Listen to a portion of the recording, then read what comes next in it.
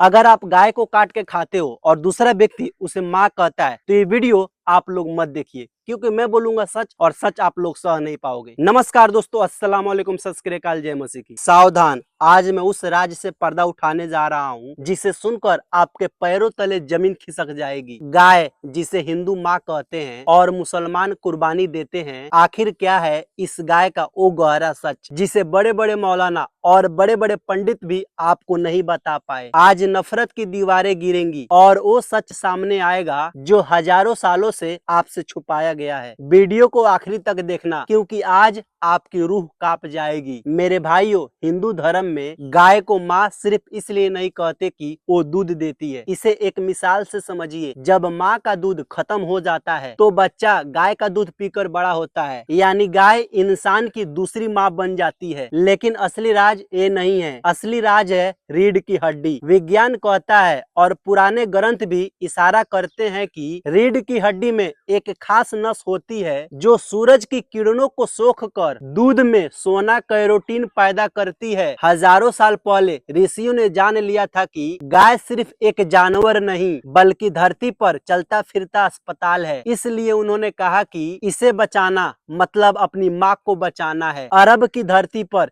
जहाँ इस्लाम शुरू हुआ वहाँ गाय नहीं होती थी, वहाँ ऊंट और दुम्बे भेड़ होते थे। असल में कुर्बानी का मकसद क्या था? अपनी सबसे प्यारी चीज को अल्लाह के नाम पर छोड़ देना। हजारों साल पहले इस्लाम हिंदुस्तान में आया तो यहाँ की सबसे कीमती और प्यारी चीज गाय थी। लेकिन यहाँ एक बहुत गहरा मोड़ है। कई बड़े इस्लामी जानकारों और संतों ने कहा है कि अगर किसी चीज को काटने से पड़ोसी का दिल दुखता हो या मुल्क में आग लगती हो तो वो कुर्बानी कबूल नहीं होती। हजरत अली ने भी गाय के दूध की तारीफ की और उसके गोश्त से बचने की सलाह दी थी, क्योंकि वो बीमारियां पैदा कर सकता था। तो फिर ये नफरत शुरू कैसे हुई? यहाँ आता है वो सच जो आपका शरीर हिला देगा। हिंदुस्तान में हिंदू और मुसलमान हजारों सालों से साथ रहते थे। अंग्रेजों ने देखा कि अगर इन्हें लड़वाना है तो गाय को बीच में लाना होगा। उन्होंने जानबूझकर ऐसी चिंगारी सुलगाई कि एक भाई माँ बचाने निकला,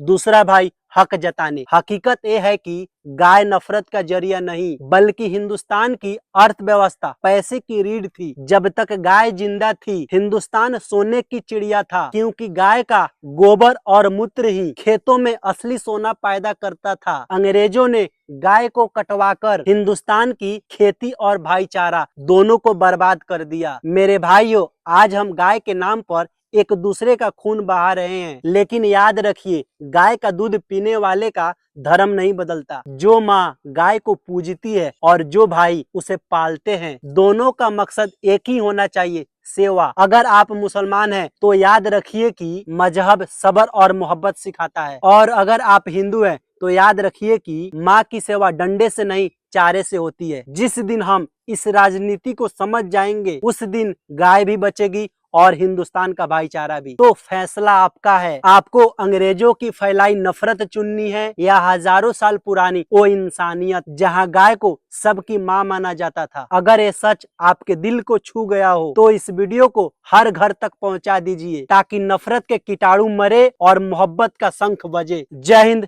जय भारत।